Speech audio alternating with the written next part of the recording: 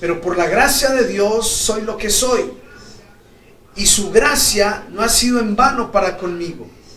Antes he trabajado más que todos ellos, pero no yo, sino la gracia de Dios conmigo. Pero quiero que me coloques la Nueva Traducción Viviente, el mismo pasaje. Me gustó la Nueva Traducción Viviente también, como lo dice. Dice así la palabra del Señor. Sin embargo, lo que ahora soy, todo se debe a que Dios, mire cómo me fascina esta traducción, derramó su favor especial sobre mí, y no sin resultados, pues he trabajado mucho, más que cualquiera de los otros apóstoles, pero no fui yo, sino que Dios quien obraba a través de mí por su gracia.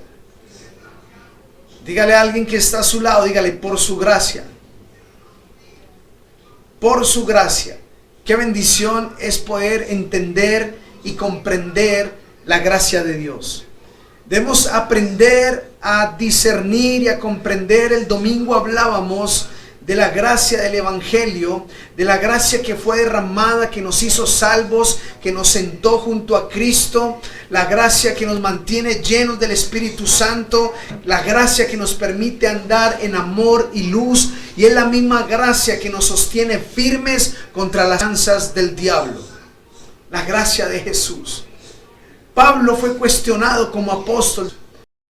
Pablo fue cuestionado en su ministerio y él empieza a defender su ministerio, pero cuando llega un punto aquí en 1 Corintios 15, dice, lo que ahora soy, el apóstol que era Pablo, autor de los 13 de los 27 libros del Nuevo Testamento, el plantador del mayor número de iglesias en todo Oriente, y un hombre al cual Dios le dio el privilegio de predicar a gobernantes y a reyes, y él dice, la gracia de Dios conmigo ha hecho lo que ahora soy.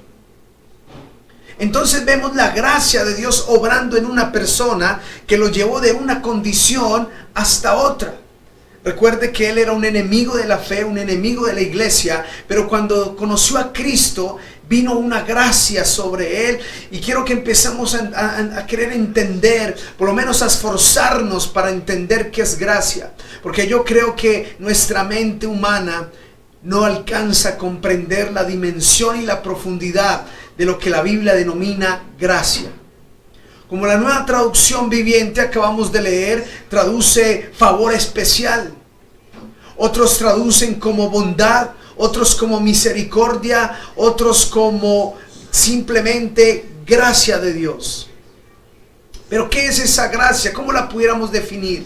A mí me gusta esto que Pablo define acá, porque Pablo dice, es algo de Dios. Vamos a llamarle algo para tratar de entender. Vamos a llamar algo para poder tratar de ubicar. Entonces dice, gracia es algo de Dios que derrama sobre nosotros, que pone sobre nosotros, pero es un favor especial, pero escucha bien, por el cual Dios trabaja en el corazón de una persona, por el cual Dios obra en una persona. Entonces yo a veces uso mi imaginación humana, trato de entender la gracia como un brillo especial, un toque especial, un adorno espiritual especial que Dios pone sobre ti, y ese adorno trabaja en tu vida, y ese adorno es el que te salva, y esa gracia la que te levanta y está trabajando continuamente en tu vida, en tu familia, en tus finanzas. Hace poco reflexionaba en algunos episodios de mi vida pasada, de mi vida antigua sin Cristo. Y estaba contándole a uno de mis hijos alguna experiencia que alguna vez tuve, en el que pude estar expuesto a la muerte en una situación de peligro.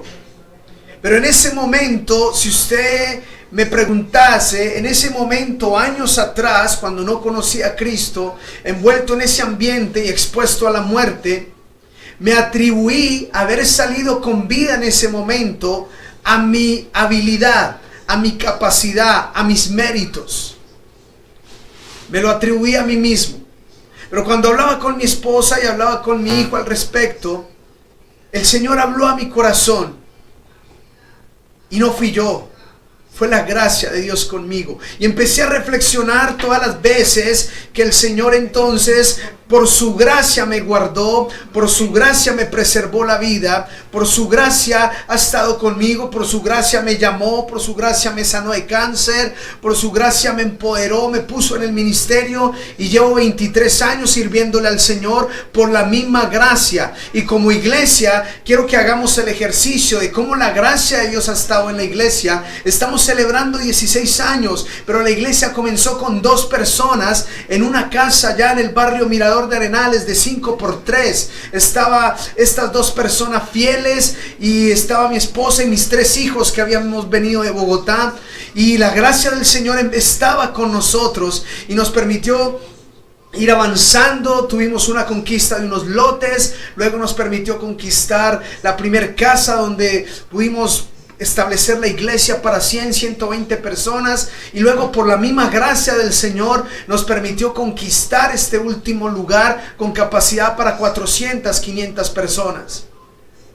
Pero si usted nos pregunta en este día, ¿quién lo hizo? Si fue mi esposa, si fui yo, si fue los hermanos que han estado cerca a nosotros, que alguno fue inteligente y planeó todo este avance y conquista. No fuimos nosotros, fue la gracia del Señor. Cuando pudimos celebrar, yo recordaba algunas fotos atrás, cuando la primera vez que salimos a hacer una campaña al aire libre, tomamos la escuela del Mirador de Arenales. Era una media torta como para 50 personas, pero 8 hermanos salimos creyendo que Dios iba a llenar esa media torta de 50 personas, aunque solo llegaron 24. Pero era la gracia, la misma gracia que un día nos hizo salir al auditorio de una escuela en el barrio Río Prado con capacidad para 120, 150 personas, y creíamos que se iba a llenar. No se llenó, pero casi se llena por la misma gracia. Y fue esa gracia la que nos llevó al Coliseo 1 de Mayo el año pasado. Capacidad para 1.500, 2.000 personas teníamos allí. No se llenó, pero se reunieron 1.200. Siempre hemos creído, y no fue el trabajo de nosotros, aunque sí los líderes, la gente de fe, la oración, la madrugada, la fe, la expectativa, la obediencia, todo esto aporta, pero no podemos quitar, restar la gracia de nosotros. Yo puedo mirar mi vida en todas las áreas, con mis hijos, con mi casa, mi hogar. Yo puedo ver la gracia del Señor con nosotros.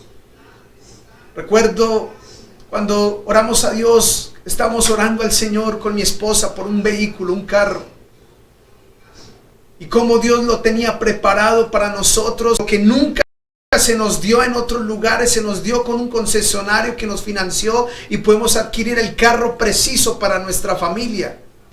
Era la gracia. Era un carro de 7 puestos y por la gracia del Señor lo obtuvimos.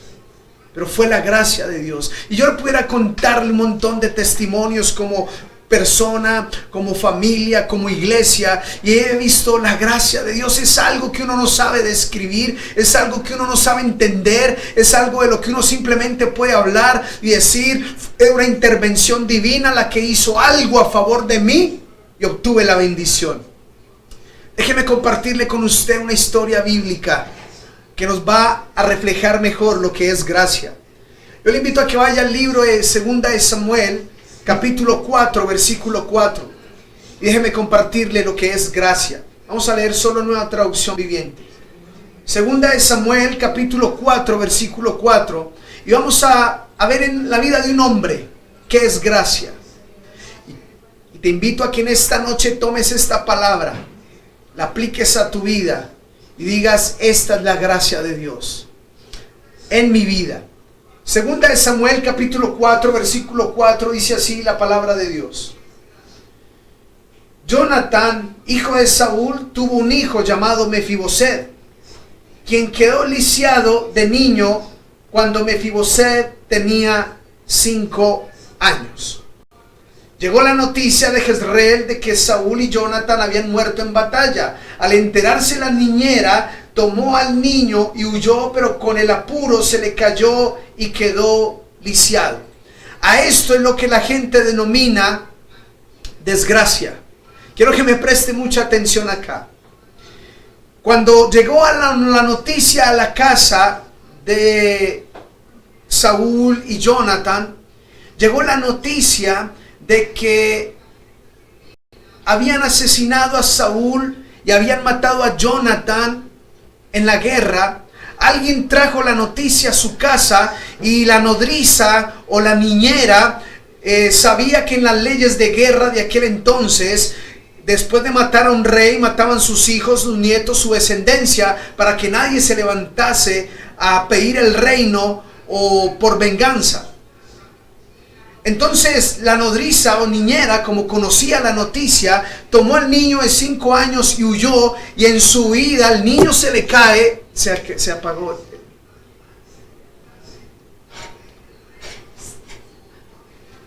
Entonces lo que sucede aquí es que el niño se le cayó y quedó lisiado de los pies. Algunas teorías dicen que el niño se golpeó las rodillas y quedó caminando cojo. Otros dicen que se golpeó y se afectó tanto que quedó arrastrándose como parapléjico. A esto la gente del común le llama desgracia. Quizás muchos de los que están conectados en este momento alguna vez en su vida han experimentado la desgracia. Murió algún familiar, quebró alguna situación comercial, algo sucedió en tu vida, una situación dolorosa, pérdida, sucesos, violaciones, abusos, desgracias. La desgracia de Mefiboset fue esta. Cada uno de nosotros ha experimentado diferentes desgracias. Cada uno de nosotros ha experimentado diferentes desgracias en diferentes áreas de la vida. Este hombre experimentó una desgracia familiar, experimentó una desgracia física. Quiero invitarle al capítulo 9. Segunda de Samuel, capítulo 9. Yo creo que sería bueno que estés ahí. Segunda de Samuel, capítulo 9. Vamos a ver cómo en alguien que experimentó desgracia, en alguien que sufrió una desgracia en un momento en la vida, viene Dios, viene el Señor e interviene. Y quiero ver lo mismo que dijo Pablo: lo que soy ahora no lo soy por mi capacidad ni mi habilidad. Lo que soy ahora lo soy por la gracia de Dios. Y no soy yo, es la gracia de Dios conmigo.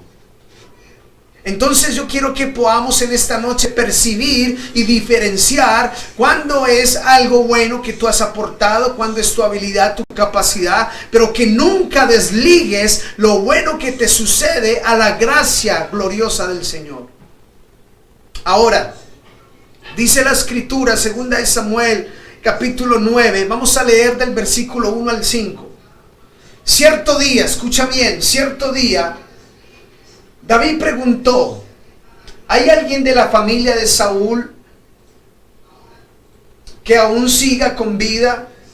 Alguien a que, quiero que me prestes atención aquí, mira lo que dice esta versión: alguien a quien pueda mostrarle bondad por amor a Jonathan. Entonces mandó llamar a Siba, un hombre que había sido uno de los siervos del Saúl. ¿Eres tú, Siba?, le preguntó el rey. Sí, señor, lo soy, contestó Siba. Enseguida el rey le preguntó: ¿hay alguien de la familia de Saúl que todavía viva? De ser así, quisiera mostrarle la bondad de ¿quién? La bondad. La Reina Valera dice: quisiera tener misericordia de él. Pero aquí dice: para mostrarle la bondad de Dios. Siba le contestó: sí, uno de los hijos de Jonathan sigue con vida. Está lisiado de ambos pies. ¿Dónde está?, preguntó el rey. En Lodebar, le contestó Siba, en la casa de Maquir, hijo de Amiel. Entonces David mandó a buscarlo y lo sacó de la casa de Maquir.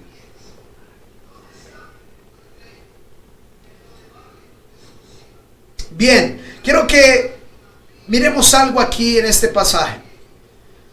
La palabra de Dios dice que cierto día, llegó un día en el que tu desgracia dejará de ser desgracia, y debemos aprender a alabar al Señor por esto.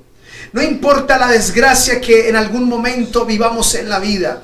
Mi mayor desgracia, considero, en mi vida personal, fue cuando el médico me dijo que tenía cáncer y estaba desahuciado por el cáncer. Pienso que fue el día de la mayor desgracia para mi vida. Pero lo que he aprendido en el Señor es que yo puedo oír una desgracia, yo puedo escuchar una desgracia, pero llegará el día en que esa desgracia será transformada y cambiada en el nombre de Jesús. La desgracia llegará a su fin. Quizás la peor noticia que hemos recibido en este tiempo no es la captura, la detención de Uribe. Pienso que la desgracia más grande este año fue el anuncio de una pandemia que nos encerraría. Y para muchos en su economía ha sido una desgracia. Para muchos en su familia se volvió una desgracia. He conocido personas que iniciaron proyectos de negocio en febrero y en marzo vino la desgracia de la pandemia. En algún momento hemos oído, recibido noticias del médico, del abogado, del banco, desgracias. Pero en esta noche hay una buena noticia. Cierto día empieza a suceder algo diferente. Cierto día empieza a ocurrir algo que cambiará tu vida. Cierto día llegará y cierto día Dios empezará a actuar por medio de su gracia, y esa desgracia será transformada por la gracia poderosa, la bondad increíble y el amor y el favor grandioso de Dios para contigo y para conmigo. Gloria al Rey de Reyes y Señor de Señores. Alábale ahí donde tú estás. Dile: bendito eres, Señor. Bendito eres, Dios, porque un día decidiste venir a mi vida y cambiar mi vida de desgracia, mi vida de pecado, mi vida de maldad, y darle tu favor, darle tu toque, darle tu belleza, poner tu adorno, y cambiaste mi desgracia por una vida bendecida en Cristo Jesús.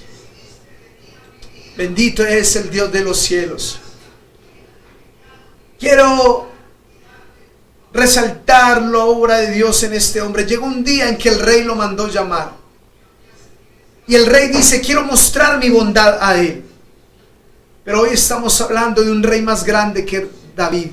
Hoy estamos hablando de un rey superior a David, a Saúl, al mismo Salomón. Estamos hablando de un rey glorioso. Estamos hablando del Rey de Reyes y Señor de Señores. Si el rey David, un rey terrenal, un hombre humano, fue capaz de mostrar bondad, favor y gracia para con un hombre, ¿cuánto más el Rey de Reyes podrá mostrar su favor para con nosotros? Bendito sea el Señor, que en esa cruz derramó su gracia por ti y por mí. Segunda de Samuel, capítulo 9, versículo 7. Quiero que mires lo que empezó a suceder en la vida de este hombre llamado Mefiboset. Versículo 7. Dice así la palabra del Señor: no tengas miedo, le dijo David. Mi intención es mostrarte, escuche bien, mi intención es mostrarte mi bondad, por lo que prometí a tu padre Jonathan. Te daré todas las propiedades que pertenecían a tu abuelo Saúl, y comerás aquí conmigo a la mesa del rey. Mefiboset se inclinó respetuosamente y exclamó: ¿quién es su siervo para que le muestres tal bondad a un perro muerto como yo? Escúcheme bien. El rey mandó a llamar a este hombre. El rey un día se quedó David pensando y dijo, y quiero que me preste mucha atención aquí. Mientras Jonathan, el padre de Mefiboset, estaba vivo, un día David y Jonathan hicieron un pacto de amistad. Esto es muy importante. Entonces, David y Jonathan hicieron un pacto de amistad. Y Jonathan le pidió algo a David. Le dijo, cuando Dios te ponga como rey, no borres mi descendencia, no aniquiles mis hijos ni mis nietos. David amaba tanto a Jonathan como amigo y hermano que le dijo, te lo prometo. Hicieron un pacto. Pasaron los años, vino la muerte de Saúl y Jonathan en batalla. Vino entonces la niñera, cogió a Mefiboset, huyó, quedó lisiado, pero él huyó a un pueblo llamado Lodebar. Acabamos de leer.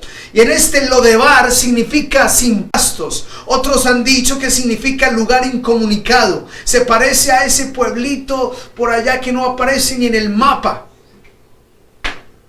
En nuestro término coloquial dirían, es un peladero, es un lugar recóndito, es algo ignorado, devastado. Lodebar. Allá huyó la niñera y allá lo llevó a Mefiboset. Pasaron los años. Dios levantó a David como rey. Y entonces él un día se hace la pregunta y se acordó del pacto. Y ahí es donde viene la pregunta y dice, ¿ha quedado algún descendiente de mi amigo y hermano Jonathan al quien yo pueda cumplirle el pacto? Entonces viene un hombre que sirvió a la casa de Saúl, Jonathan y su familia, le dijo, sí, hay uno, pero está lisiado de los pies y vive en Lodebar. Entonces el rey dijo, tráelo porque quiero mostrarle, escúcheme bien iglesia, quiero mostrarle mi favor, quiero mostrarle la bondad, quiero mostrarle la fidelidad a un pacto que yo hice por él. Ahora déjame pensar desde la perspectiva de Mefiboset. Este hombre vivía allí en su desgracia. Este hombre vivía allí en la desgracia de haber perdido a su padre, de haber perdido a su padre príncipe, a su abuelo rey. Los perdió en un solo día. Perdió la casa y el palacio real en un solo día. Quedó lisiado de sus pies y fuera eso desterrado a un pueblito totalmente devastado. Mira toda la desgracia de este hombre. Pero dice la palabra del Señor que el Señor lo mandó a llamar, el rey lo mandó a llamar porque quería mostrarle un beneficio, un favor, una gracia por un pacto que él no conocía. Yo pienso que hoy hay mucha gente que vive en un Lodebar, vive en una desgracia espiritual, vive en una desgracia humana porque no conocen que hay un pacto, no que un rey humano hizo con otro hombre, sino el pacto que Jesucristo hizo en la cruz del Calvario y trajo tanto beneficio y tanto a favor a nosotros que muchos no lo conocíamos. Y cuando conocimos el favor y la gracia del pacto, nuestra vida de desgracia fue transformada por un pacto de amor y gracia de Dios. Entonces lo mandaron a llamar y le dice, Mefiboset, hay un pacto que te favorece. Dile a alguien que tienes ahí a tu lado, hay un pacto que te favorece. Hay un pacto el cual Cristo selló en la cruz del Calvario hace 2000 años y desató una serie de bendiciones a favor tuyo y mío. Hay un pacto que transforma mi desgracia. Hay un pacto que transforma mi vida. Es el pacto de la cruz. Es Cristo quien derramó su sangre para darme vida y vida en abundancia. Bendito y alabado sea el Señor. Yo te invito a que le des un fuerte aplauso al Rey de Gloria. Alaba a ese Rey de Reyes. Alaba a ese Dios Todopoderoso. Déjame mostrarte. Déjame mostrarte algo aquí en la palabra de Dios. Versículo 7 dice, quiero que vamos a mirar a desglosar versículo 7. no temas. Es lo primero que le dice el rey cuando él llega allí. Le dice, no tengas miedo. Mi intención es mostrarte mi bondad. Aquí hay dos beneficios primeros. No tengas miedo. Quiero que prestes atención a esta palabra. Cuando Dios nos llama, cuando Cristo Jesús toca tu corazón, cuando el Señor de los cielos toca tu vida, Él dice aquí, yo estoy a la puerta y llamo, si alguno oye mi voz y abre la puerta, entraré a Él, cenaré con Él y Él conmigo. Jesús llama también. Pero hay algo aquí que quiero resaltar. Cuando el Señor toca nuestro corazón, cuando el Señor toca nuestra vida, no es para juicio ni condenación. Cuando el Señor te llama, te inquieta, es porque quiere mostrar también su bondad y su favor y su gracia. Pero esa bondad, favor y gracia no son comparadas con las que tuvo David por Mefiboset. La bondad, el favor y la gracia que el Señor Jesucristo quiere mostrar por nosotros y para nosotros es mayor, porque está sustentada en el pacto de la cruz, está sustentada en la plataforma de que Cristo murió en la cruz por ti y por mí, y eso es más grande que cualquier cosa, cualquier promesa que David le haya hecho a Jonathan, no se compara con lo que Cristo hizo por ti y por mí en la cruz del Calvario. Entonces no hay por qué temer cuando Dios te llama. No hay por qué temer cuando el Señor está tocando tu corazón. Acepta el llamado, no tengas miedo, que lo único que Cristo quiere hacer en tu vida es mostrar su favor y su gracia en ti. Y dice el versículo 8. Dice el versículo 8. Mefiboset se inclinó respetuosamente y exclamó: ¿quién es su siervo para que le muestre tal bondad a un perro muerto como yo? Tremendo. Este hombre era un príncipe. Este hombre era nieto del rey Saúl, hijo del príncipe Jonathan. Este hombre tenía linaje real. Este hombre era descendiente de reyes, pero él se consideraba a sí mismo como un perro muerto por la desgracia en que vivía, por la desgracia en estar en Lodebar, por la desgracia de estar lisiado, por la desgracia de estar en la condición que estaba. Él se consideraba un perro muerto. Pero cuando el Señor te llama, cuando el Señor viene a tu vida, es porque Él quiere hacer algo nuevo en ti. Y a veces mucha gente vive en esa desgracia. Mucha gente vive en la desgracia del desempleo y la frustración. Mucha gente vive en la desgracia del divorcio. Mucha gente vive en la desgracia de la deuda. Mucha gente vive en la desgracia de una enfermedad. Yo no sé a qué desgracia el diablo te quiere amarrar. Yo no sé a qué desgracia el diablo te quiere atar. Pero cuando Cristo viene a tu vida, el Señor del cielo viene a mostrarte su favor y su misericordia y una gracia tan increíble que puede transformar tu condición, cualquiera que ésta sea. Podemos considerarnos perros muertos, podemos considerarnos fracasados, podemos considerarnos gente sin esperanza, podemos considerarnos de baja autoestima. Yo no sé cuál sea la perspectiva que tú tienes de ti mismo, pero Mefiboset tenía una autoestima tirada por el piso. Su desgracia lo había llevado a una situación de ruina, miseria espiritual, emocional y en todos los aspectos de la vida. Pero David lo mandó llamar para mostrarle la bondad, la misericordia y la gracia de Dios para con él. Y aunque él se consideraba perro muerto, me gusta la actitud que tuvo David. Automáticamente él dice perro muerto. Note que David no se puso a decirle: ven, Mefiboset, no pienses eso de ti. ¿Por qué piensas eso? Vamos a hacer un test, vamos a hacer qué pasó en tu vida, por qué estás caído, por qué estás frustrado. Vamos a ayudarte a que salgas de esa gracia, de esa condición de desgracia por medio de ayudas. Voy a poner un mentor, no. Quiero que mires la actitud de David, fue inmediata. Vamos a leer desde el versículo 9 en adelante hasta el 11. Dice: entonces el rey llamó a Siba, el siervo de Saúl, y dijo: le he dado al nieto de tu amo todo lo que le pertenecía a Saúl y a su familia. Tú, tus hijos y tus siervos cultivarán la tierra para él, para que produzca alimento, para la casa de tu amo. Pero Mefiboset, el nieto de tu amo, comerá aquí a mi mesa.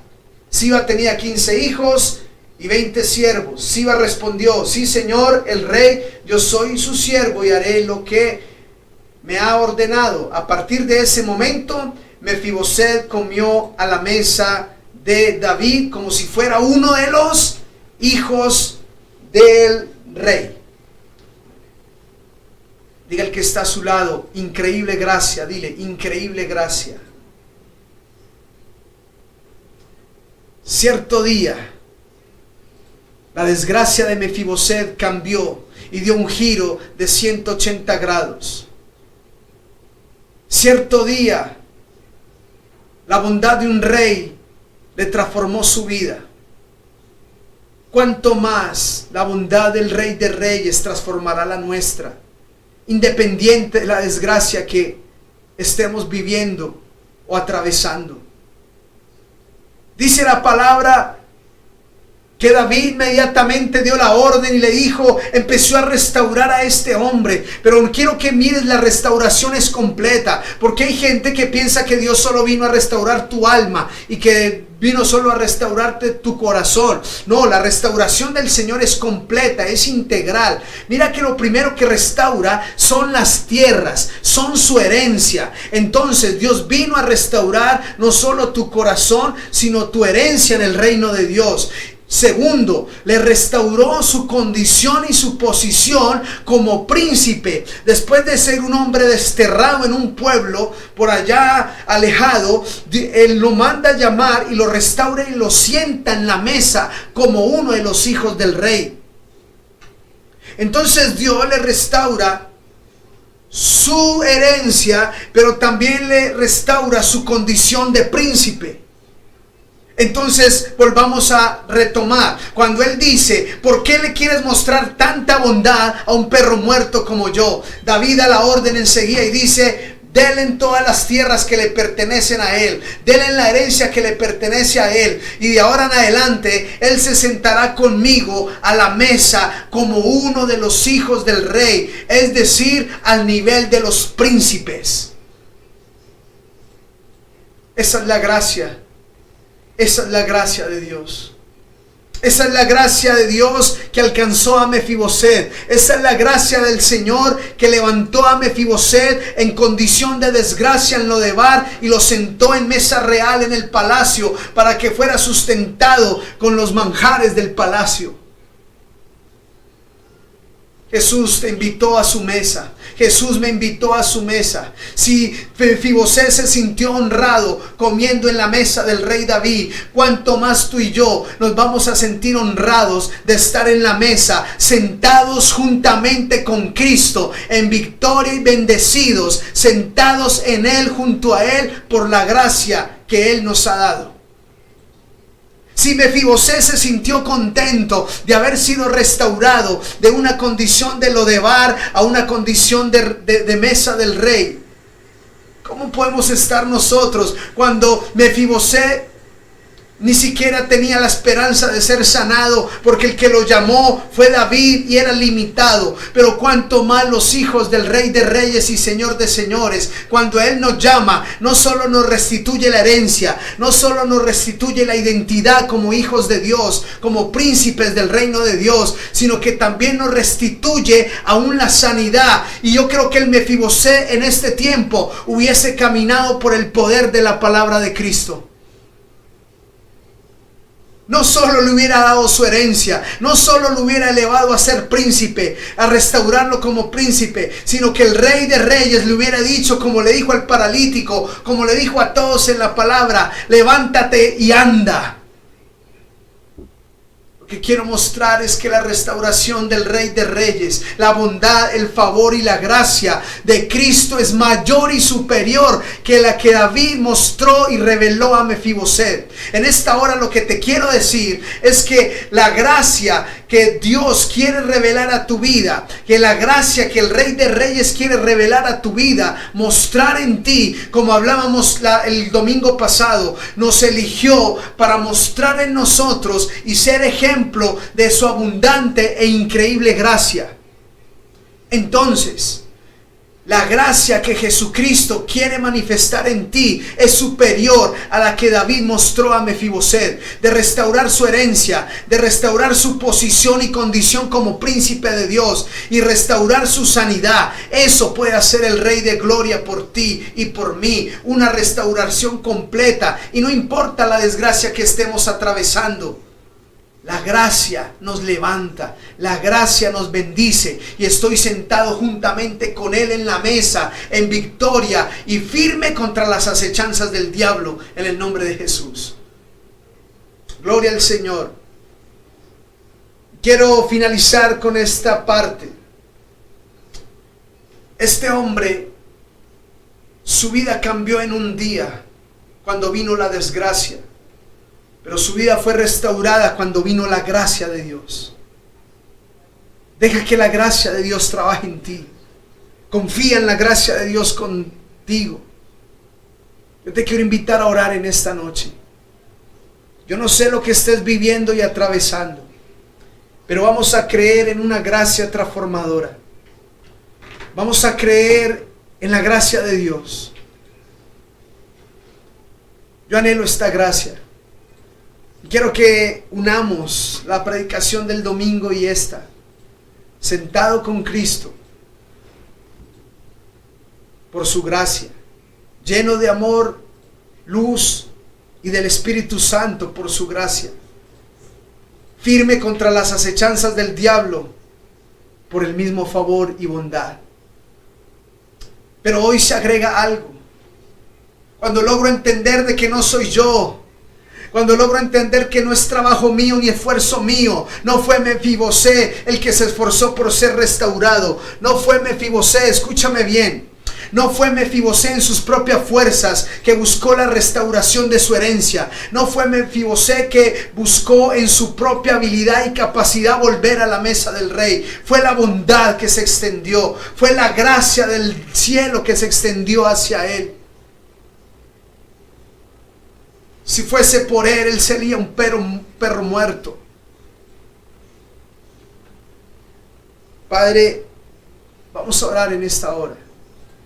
Vamos a decirle al Dios de los cielos que derrame su gracia y su bendición sobre nosotros. No sé la desgracia que estés viviendo. No sé la situación que estés atravesando. Vas a creerle a Cristo.